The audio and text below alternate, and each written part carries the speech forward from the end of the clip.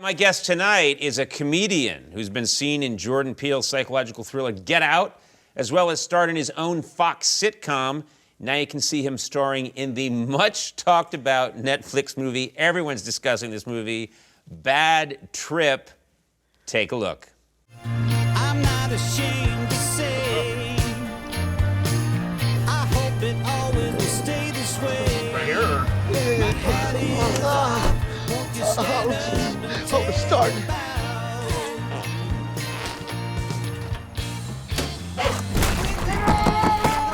What happened? What happened? I'm stuck. I'm sinking. Shit. Wait a minute. Go get some butter. Let me out this thing. Ah! Shit! Oh my God. Please welcome Lil Rel Howery. That's good. First of all, Andy looks disgusted. And Andy. I couldn't see what the clip was. Oh my God, The monitor's okay. not pointed towards you guys. It's first of all, I have so many questions, which is clearly those women are not in on it, which is great. They don't know what's happening. I have to give it to them. That first woman, she opens the porta potty and then she's actively trying to help you, never questioning how is it you're sinking well below the floor level of a porta potty. I mean, that reaffirmed, that moment in the movie reaffirms my faith in humanity. Like, these women are just, like, being so nice. Well, this is the thing about it. What y'all don't realize is the way it's edited, it just looks like I'll run into the porta potty from the car. Yeah. Those are actually prank dates. Yes. So Bud Malone was on dates with these women. Yeah. He was all dates. No, but even given that, yes, you're on dates with these women and you don't see that, but what happens is then you go to use the porta potty. Now, still, even if you're on a date, my wife wouldn't open the porta potty, and if I was in that situation, she wouldn't try and pull me out.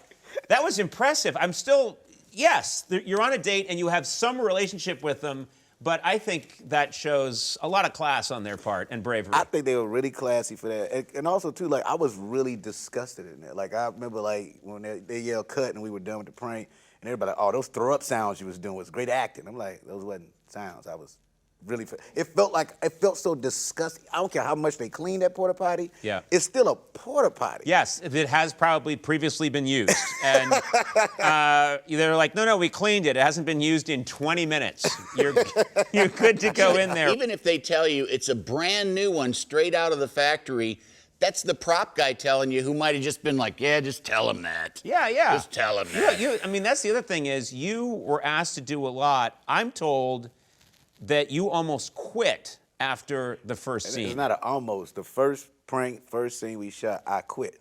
Okay. I walked off set. I still had, because that's when we had the Let's describe what happened for anyone who hasn't seen the film yet. So stupid and so wrong. Why don't you set it up? Why don't you tell us? Well, I don't even know how we can say it on here, but our male. It's the penis. The penis was attached through a Chinese finger trap, me and Eric's penis. Yes, okay, here we go. What you did is you and Eric Andre, you pretended that you were guys who somehow got your penises caught in a, what's known as a Chinese finger trap, I believe. Yeah. And then you ask strangers for help, and here you guys are, and this guy on the golf course. Now, those ladies that we saw earlier reaffirm my faith in humanity. No one here wanted to help you, and people were mad. People were so, like, that's the one prank that made everybody so mad. Like, we was walking down the street, because we did a couple of times, we were just literally just walking down the street with our penis strap. These two homeless dudes walked past, like, yeah, they better not say nothing to me. But they penis is attached. Say something to me. Nasty mother. There's children on the street. It's disgusting. How y'all do that? Because I know they better not say nothing to me. Like, what? So, okay. So you shoot that scene, they yell cut, and you said, I quit. I'm not going to do this anymore. Well, it was when the first one we went into a barber shop, and they led us into the wrong barber shop. Our security wasn't in there, wasn't any cameras in there. I don't know what this brother was talking about. It felt like this man was having a conversation with somebody. Like, let somebody walk in here with their penises attached and see what I do. Because he was so angry. Yeah. We walked in there very humble, like, excuse me, sir. He's like, hey, man, what y'all doing, man? He started looking for a gun. He couldn't my find God. it. That's what he Okay, told us. okay. And then he grabbed a knife, chased us out the shop like this with rage on his face. I break out the trap, you know what I'm saying? I fall under a car. We got the Wesley Snipes security guard. We had some crazy, whatever he did, to underarm him. And, man, I quit. I literally kept my costume on and walked to the hotel. So I still had the trap on, which was even more weird. That's great. So you said I quit, then you started walking back to your hotel with your penis stuck in a finger trap, headed back to the hotel. Yeah. I was. It was even crazy. I remember walking in. It was like everybody in the lobby was like, "Oh my God, that's his thing out, and it's out a finger trap." So we call the police. But no, I did, and I called Tiffany. And to vent Tiffany to her. Haddish. Tiffany Haddish. I was like, man, Eric almost got me killed. I called my agents and everybody. I was like, I'm done with this. I'm not doing this movie. I am an actor. I've never called myself an actor before. I'm like, no, I'm an actor, man. I'm not Johnny Knoxville. This is insane to me. Right. And I called Tiffany, and Tiffany really kind of convinced me not to quit. But then she thought it was really funny, and that irritated me too. So I'm like, I'll talk to you later. And then she called Eric and said, Eric, yo, did you almost get Lil Rel killed? And he was like, oh yeah, I feel so bad. She's like, please, I need to be in this movie. I love that type of stuff. And that's actually how she got in the movie. That's great. So you called Tiffany Haddish for compassion as a friend. Yes, that's my friend. To say, I want to quit this movie. She thought it was so funny that she said, I want in on this movie. Yeah.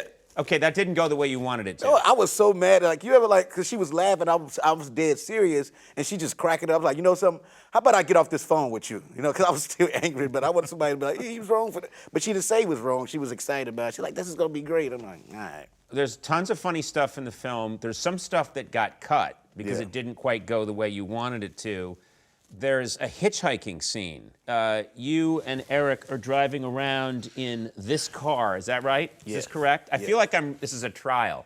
That's what it feels like right it now. does. I'm like, yeah, Sir, is this correct? You were riding around in this. Crown Vic. What's that? It's a Crown Vic. Crown Victoria. Vic, yeah. And it's pink, and it says "bad bitch" on the back.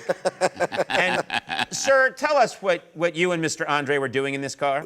The prank was to pick up a hitchhiker, and Chris Rock played the police officer that would pull us over and question everything. But Now, here's the problem. Chris Rock is one of the most famous comedians in the world. So the person who was not in on it immediately recognized Chris Rock? right away, I mean, once again, Chris Rock didn't change his voice. He didn't want to put a mustache on or do nothing. He just Chris Rocked it. Like, it's like, okay. Like, I don't know how people not gonna know it's not Chris Rock, but he did. How you doing? He did the voice. I'm like, bruh, they know it's you, fam. Like, Yeah, and you're right, that's what Chris Rock does in all his movies, too. He's Chris Rocking it, you know? If Chris Rock is in Hamlet, he's not doing Hamlet. He's doing Chris Rock, you know?